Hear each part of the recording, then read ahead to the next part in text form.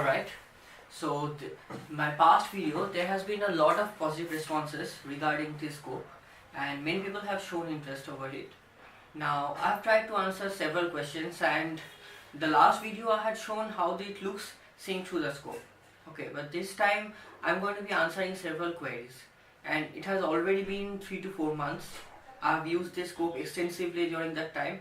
Today I'm going to show a detailed review how this scope feels like, its merits and demerits. Now I'm going to be dividing this video into 3 parts.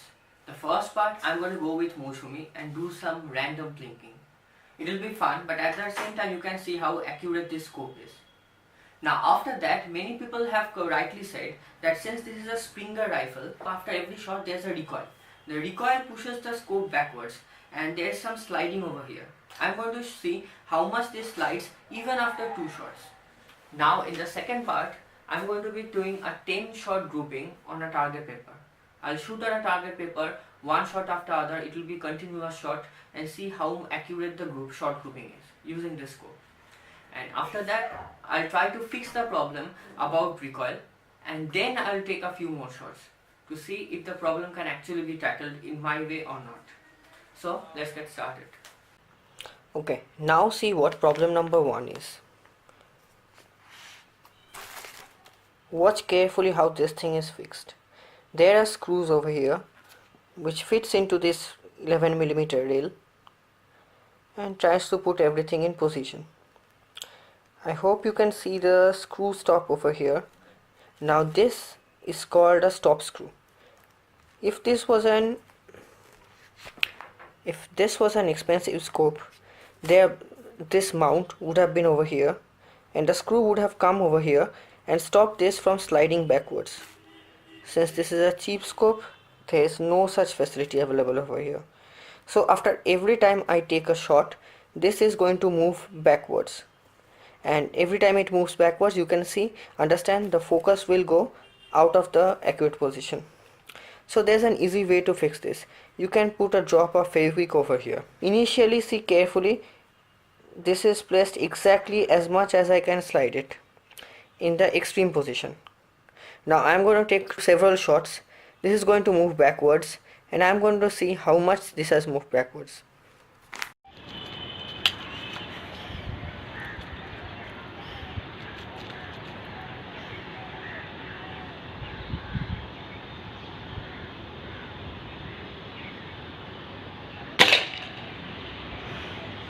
Alright, this time I've set up the actual bottle over here. This is pretty small and we'll be shooting from there.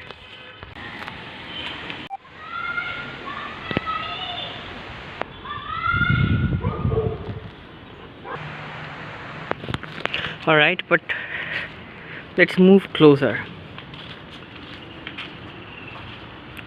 Think we'll get a very clear shot from here.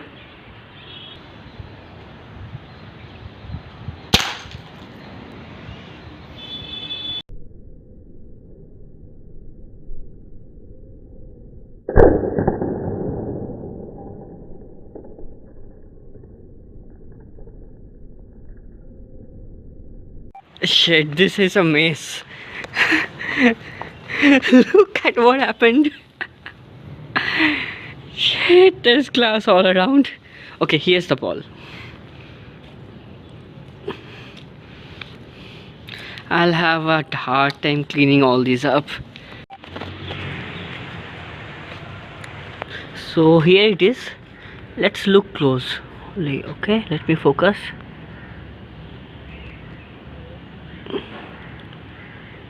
See carefully what happened. Due to the recoil, it has slipped a little back. It was initially over here, slipped about 2mm back. Alright, I've set it up. This is almost 20 meters away. I'm gonna zoom in slowly. Okay. Alright, so this is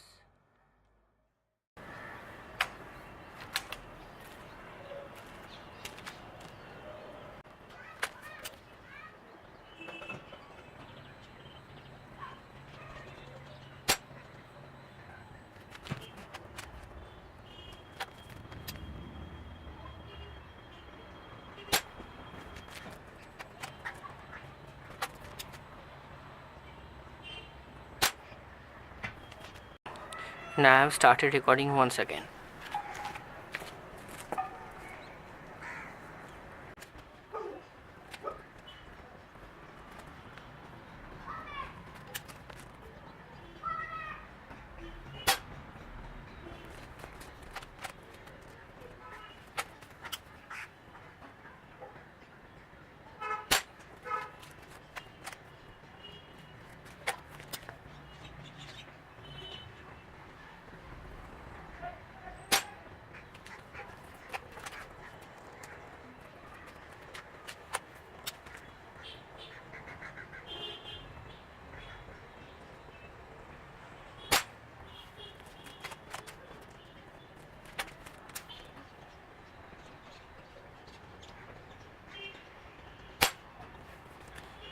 So now that I have hit 10 shots, let me move up there.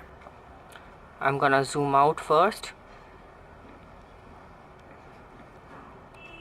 And let's move up.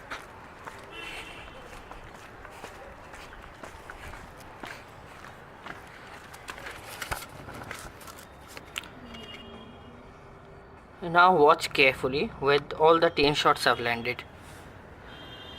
This one is a stray shot, maybe my hand had moved, and we can ignore this one also. So the remaining shots, 1, 2, 3, I hope you can see the markings on the stone very clearly.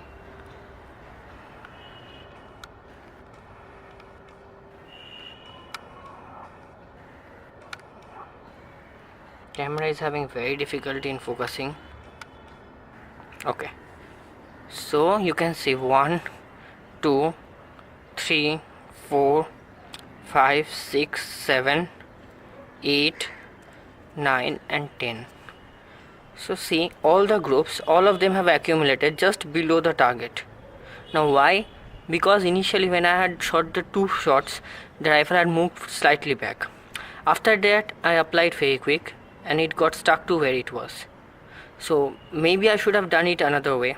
Like I should have fixed it back to the original position and then I should have applied Fevikwik. But still it proves the point. Now just a few more bonus shots to prove my point.